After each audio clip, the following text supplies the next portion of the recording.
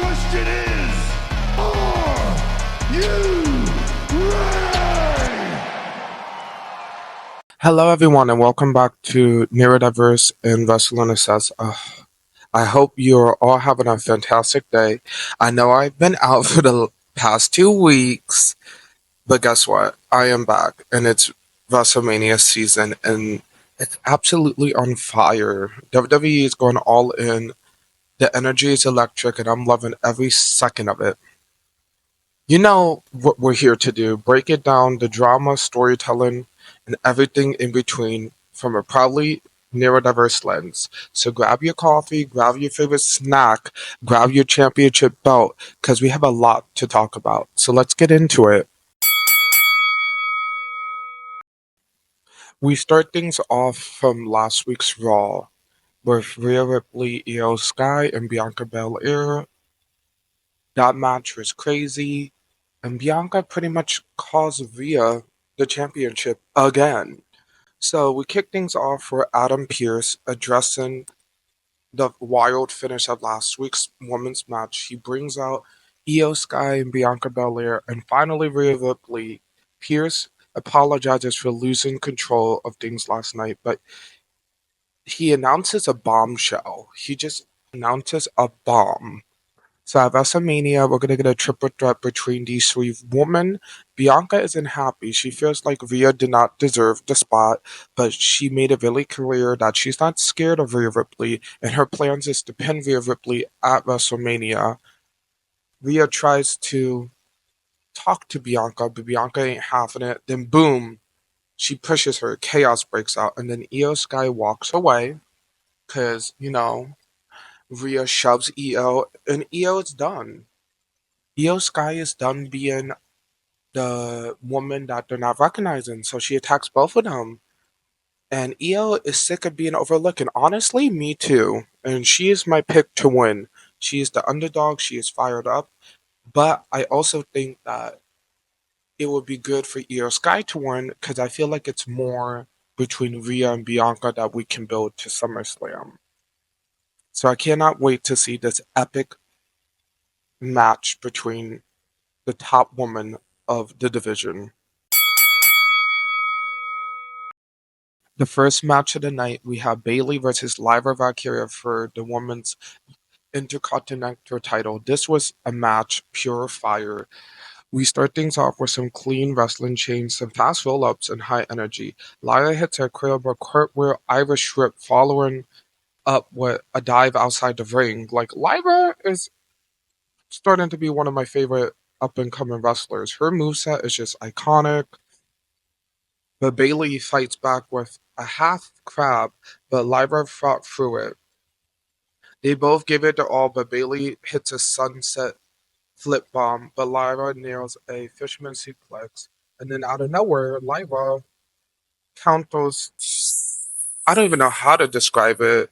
Like halfway through the match, Lyra does like this swinging Irish rip thing, but like the way she like did it, I don't know. Lyra Valkyria moveset is really diverse.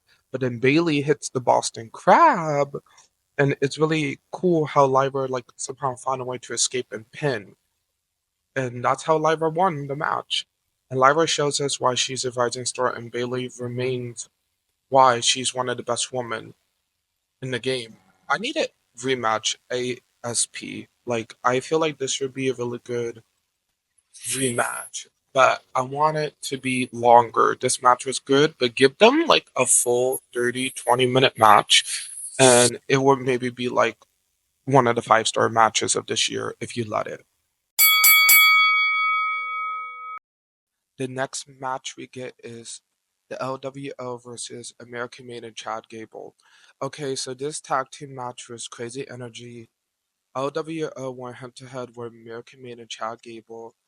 I'm not gonna say the honor name. Like, truth is, I hate Chad Gable new gimmick. It's just not for me.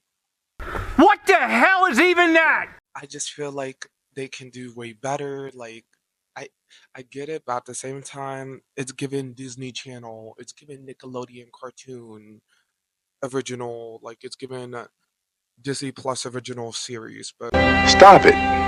Get some help. we get back to that in another episode because I'm gonna make a whole episode about how I do not like this gimmick. I just hate it. But let's get back to the match. The match had everything: spears, tag team, high flying, a triple suplex off the top rope that literally I think stole the moment of the night. But ending with a shady Chad Gable. Something was passed to him by Ivy Nile, knocking out Dragon Lee and getting the pin. This was a solid match, but I gotta be honest, I'm not feeling the storyline. It's time to wrap it up and move on. I, it's just the matches are good. It's just I just really just don't like the storyline. Let's move on. So I'm gonna call this next segment "Family Feud Get Real," aka the Gunter and Jimmy Uso soap opera series. Like, I'm just loving it. So last week, a bloody attack on Jimmy Uso sends him out for a bit, and Gunter had some words for Jay, but Jay wasn't feeling it. He came to talk. Jay Uso, he came out, slowly walked to the ring, and out of nowhere, he smacks the mic out of Gunter's hand. Then Jay got real. He brought up his family and his mama, and you all know when somebody brings up their mama, Round one. Fight. is not a good sign. Jimmy is laid up in the bed hospital. Man, I felt that.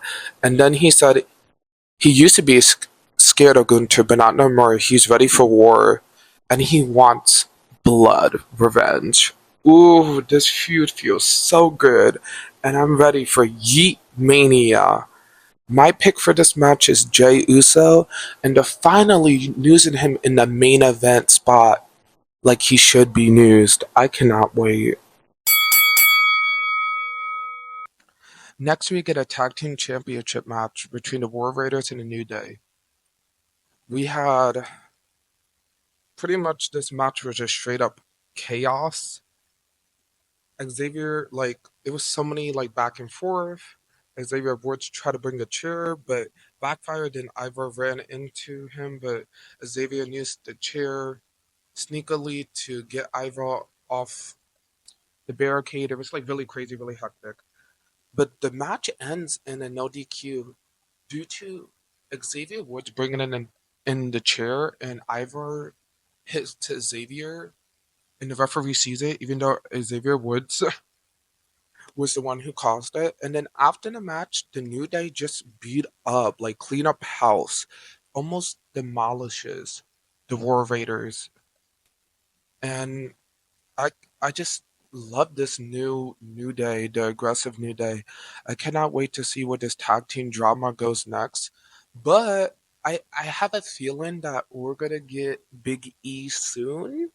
Cause the refs took a little bit of time to come out and help the War Raiders. I was waiting for Big E's music to drop, but I feel like they're saving that for SummerSlam. So let's see where this storyline goes. Then we get our main event of the night, Penta versus Dominic Mysterio. This match was a banger. Dominic hit Penta grounded early in the match. Penta fired back with a sling blade, a crossbody, then a crazy handspring dropkick.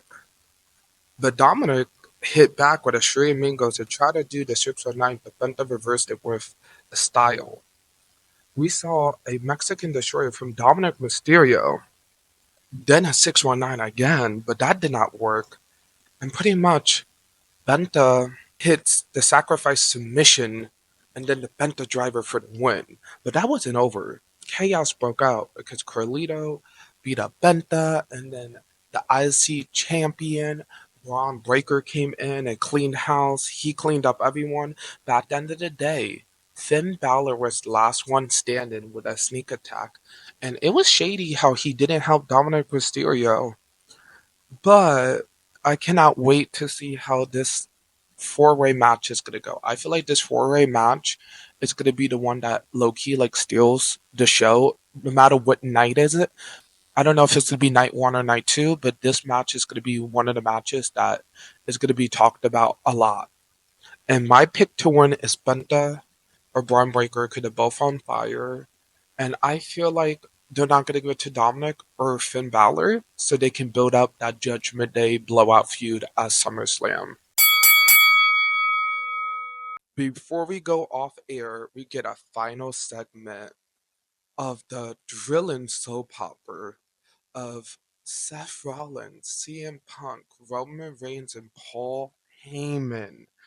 Oh, the last couple of weeks, it's just been shots back and forth.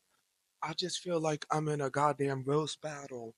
I feel like I'm in an episode of Wildin' Out. Like the way they be clapping back at each other, backhanded compliments, the roasting.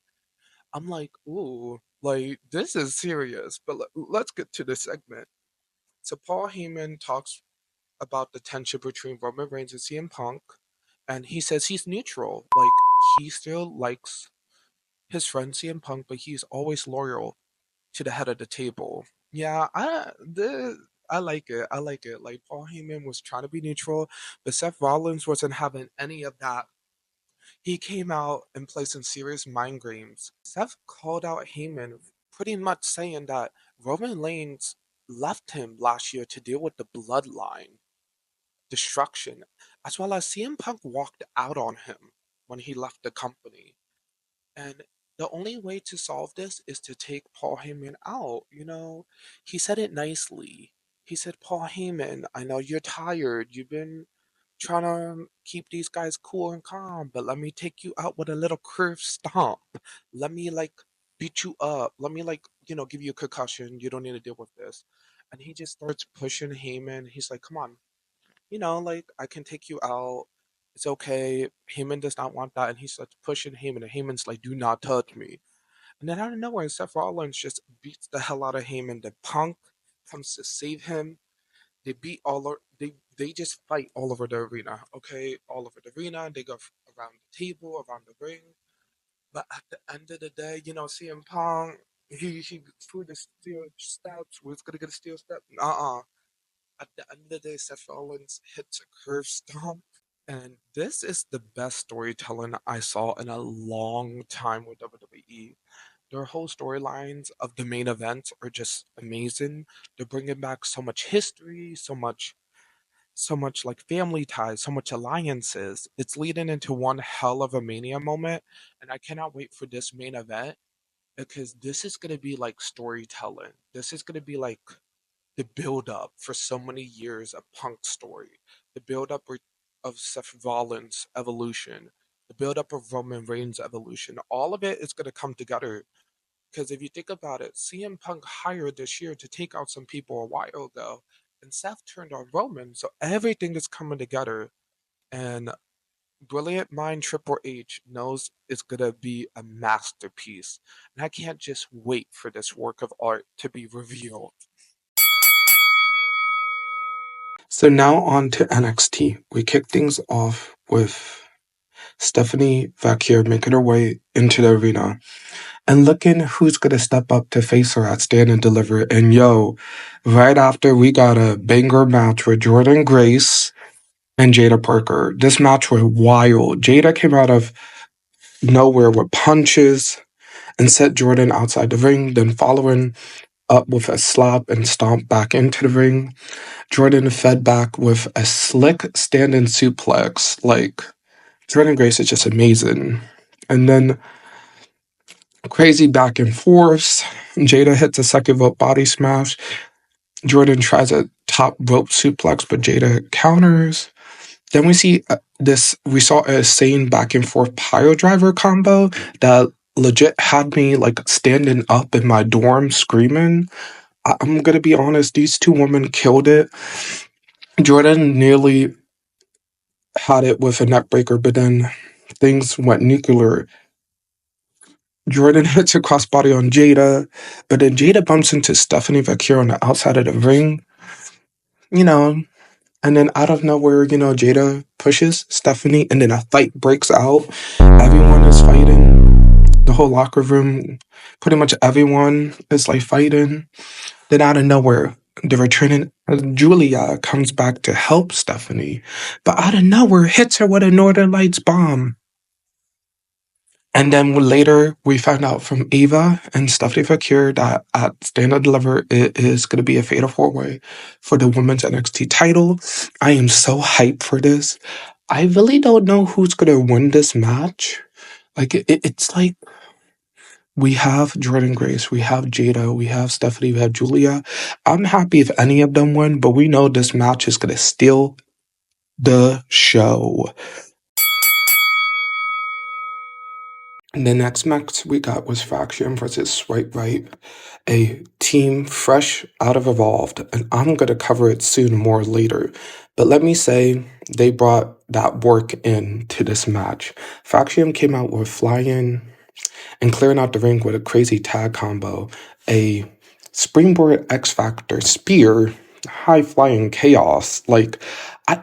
It was like these crazy movesets, and then Eveton hits a stir press and a hot tag, and then led into a beautiful Spanish fly into a ratio combo for the win. Let's go!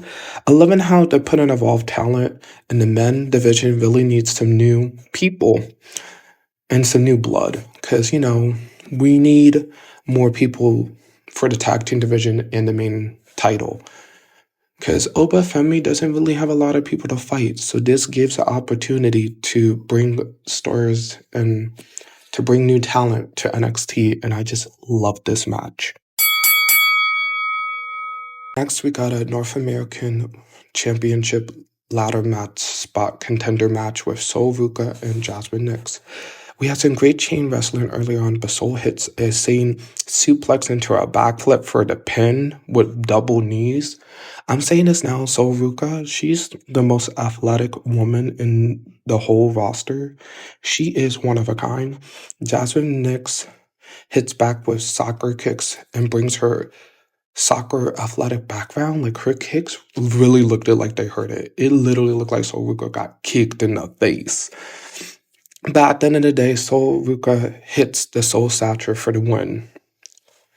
And the other spot is locked in for the ladder match. I am loving Sol Ruca's moveset, and it's getting crazier every week. And seeing Jasmine Nix use her soccer background was pretty cool, and I can't wait to see how her moveset evolves. We got a quick match here with the Cullen versus Hank and Tank. The Cullen took Hank and Tank on, tag team brawl breakout. Like, literally this match just starts in a breakout brawl. But Hank tries some big moves, and then it backfires. He tries to do a frog splash, backfire. Everything backfires, and the Cullen snatches a quick win. They are definitely building up the Cullen as a major NXT faction, and I am here for it.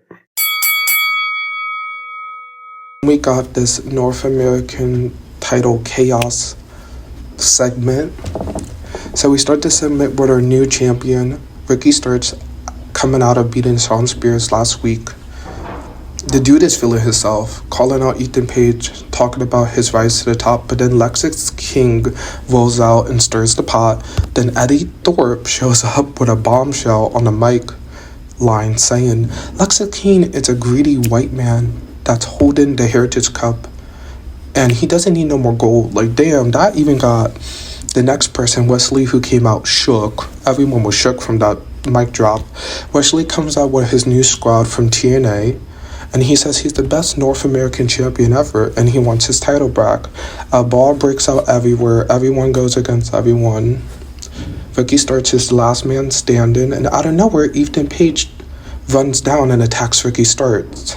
Like, pretty much the North American picture is getting so stacked, and I can't wait to see how this plays out in Stand and Deliver. I want maybe a multi-man ladder match. I don't know if it's a 4-way multi-man ladder match, maybe a gauntlet match. I don't know, but I can't wait to see. Then we get a very quick women's North American title ladder match qualifier with Izzy Dame and Ren Sinclair. Izzy Dame just sweeps up Wen Sinclair. Wen Sinclair tries her best to fight back. Izzy Dame wasn't having it. Izzy Dame literally powerbombed her and literally threw her. Like, it was a 1-2-3, throw her out the ring. Boom, done. Like, now we got Izzy Dame, Sol Ruca, Kalani Jordan, and Zuria all in a ladder match. Honestly, this match could steal the show.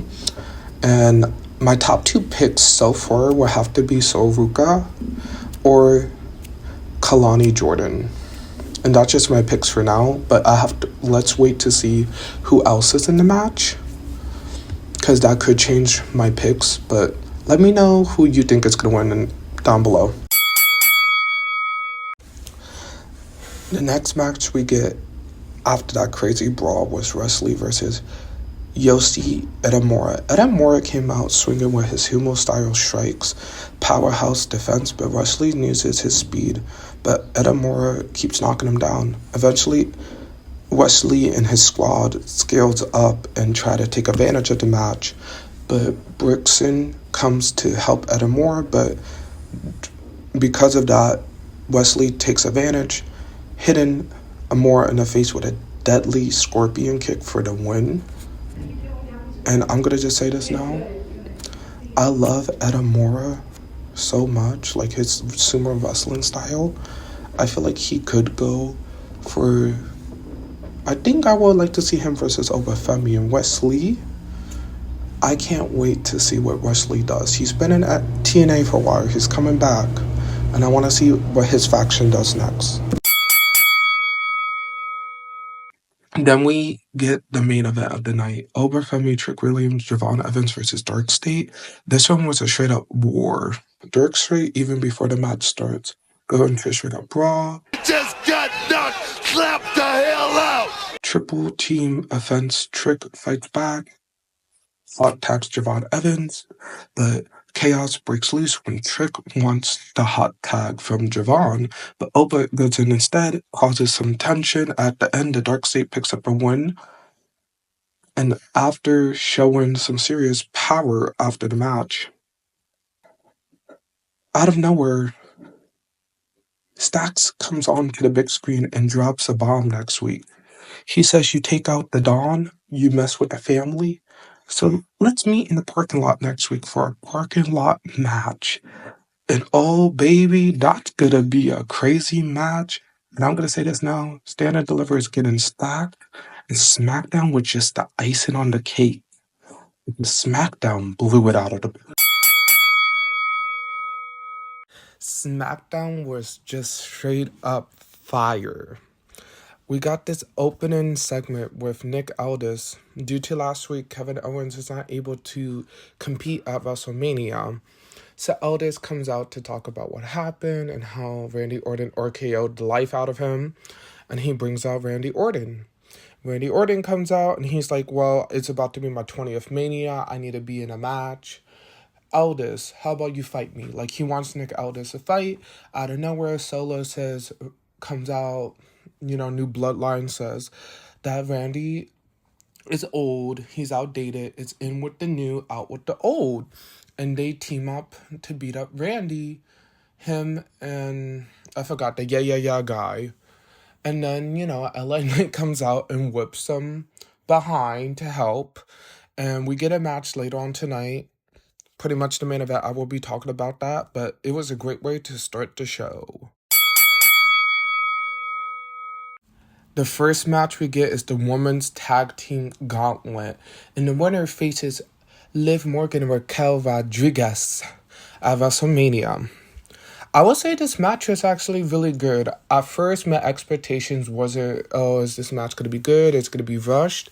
But I feel like it was booked really well. We started with Bayley and Lyra versus Pure Fusion Collective with Shayna and Zoe. And pretty much Shayna Baszler worked Bayley arm for most of that part of the match. And Zoe got some pretty good moves in.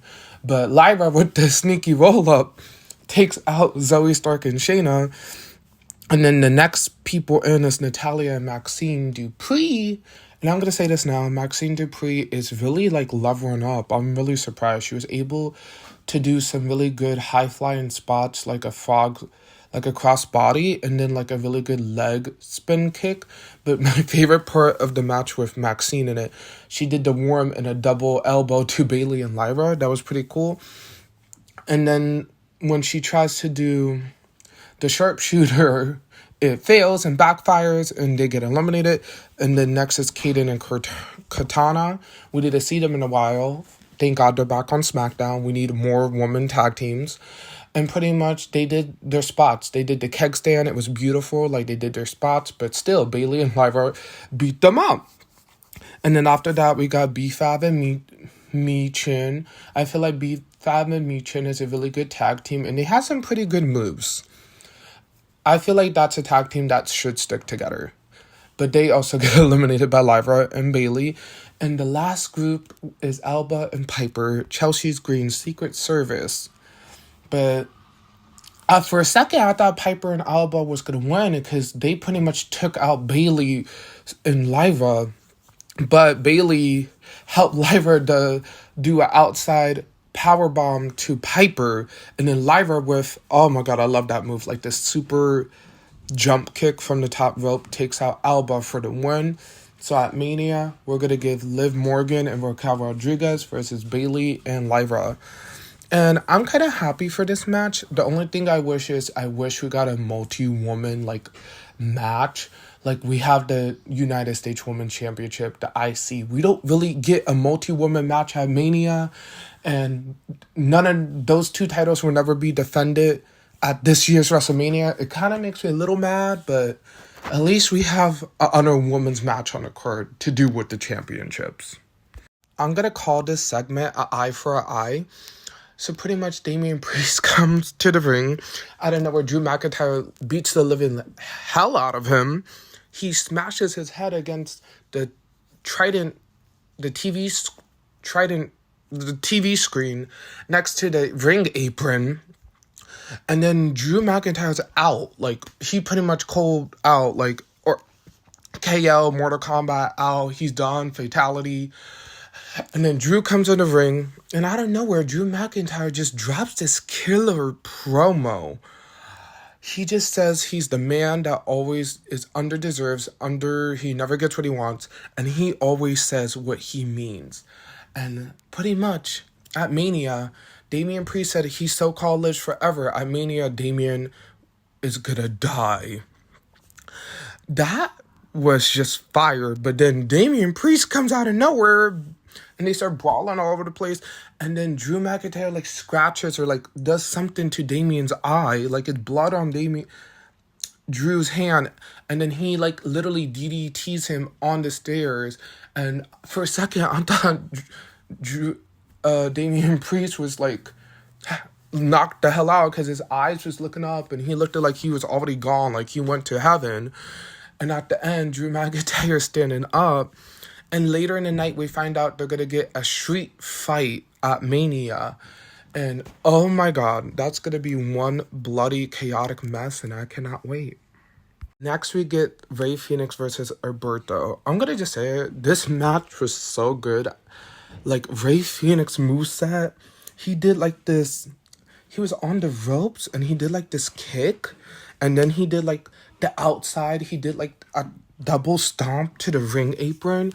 I was just like, he looked at like a walking Street Fighter character. He looked at like a character straight out of a comic book, the way that he was flying and kicking around the ring.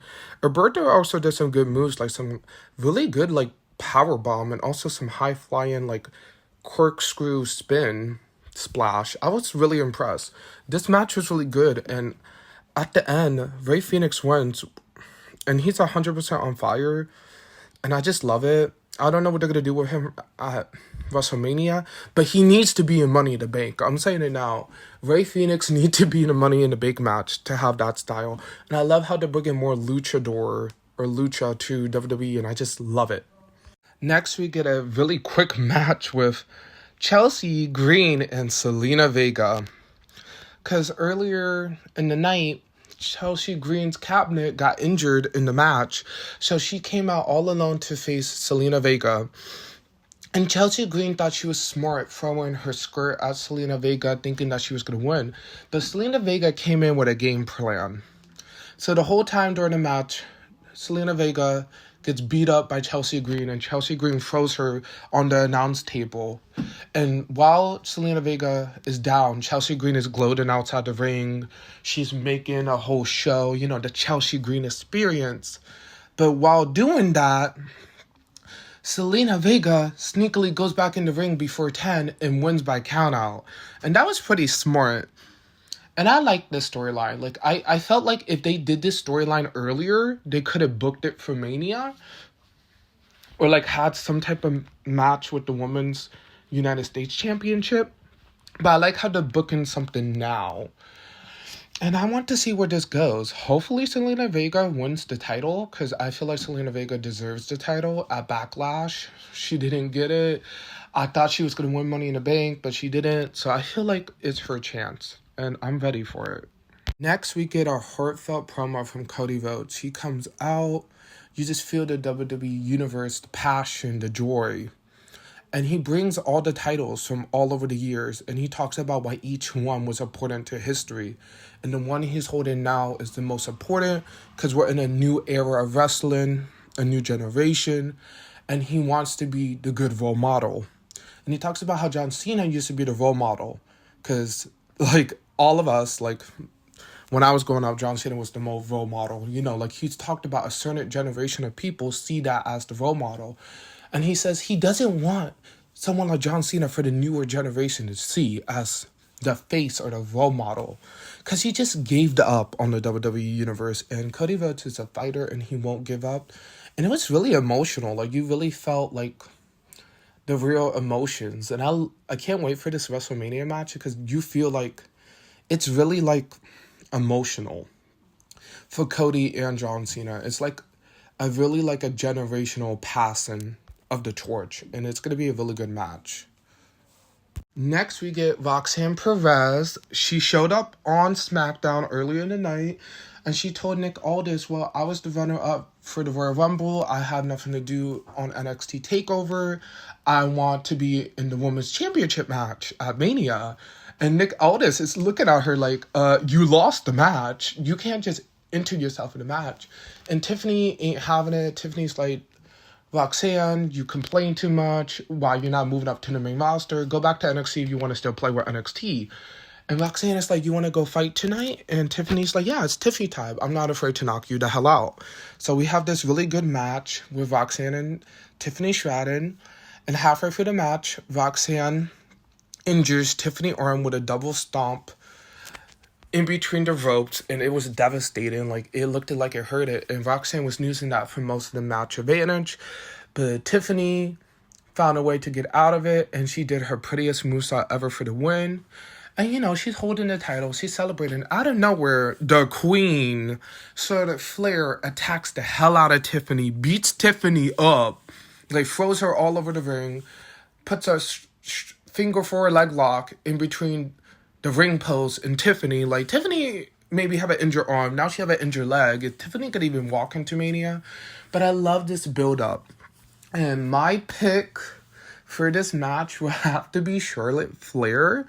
Because I like Tiffany Stratton and stuff, but she's so good as a heel. And I'm so tired of this Tiffany Stratton baby face. Like, it's good, but I just don't like Tiffany as a baby face. I just don't like it, and I want Charlotte. Charlotte's like the biggest heel, and you don't, in the women's division, we don't really see like a big heel or a big threat. We had Nia Jax, but we don't know what happened to her. We need like this big presence, because on SmackDown, Tiffany didn't have a lot of girls to fight, so giving Charlotte the title would make more sense, so Tiffany has someone to chase. But that's just my opinion. Then we get our main event, LA Knight and Randy Orton versus Solo Sikoa and one member of the New Bloodline. I forgot his name. I am so sorry. But this match was good. Solo and the New Bloodline pretty much took most of the match, keeping LA Knight down until Randy got the hot tag. And Randy and Solo was fighting, and which led both of them out the ring, and LA Knight won the match. But at the end is important. Jake Fale comes out and beats the hell out of LA Knight. He pummels him to a pulp, and Jake Fale ends the show holding the title in LA Knight's face. And I'm saying this now, Jake Fale is a future star. I can see him maybe in the main event picture soon. I like this, and this is a great way to end this week, because literally next week is WrestleMania, so all these matches are just fire, but just building up to WrestleMania, I am just so hyped, and pretty much, like, WrestleMania card is pretty stacked, and NXT Stand and Deliver, But you never know. It seems like they're going to maybe add a couple more matches, or you don't know if they're going to add a stipulation or two. And it's just so good. And this WrestleMania is just going to be a giant spectacle, and I cannot wait. So thank you guys so much for watching. Please like and subscribe. Hopefully you guys enjoy. And get ready for next week because it's Mania Week coverage, and I cannot wait to cover it. So see you soon.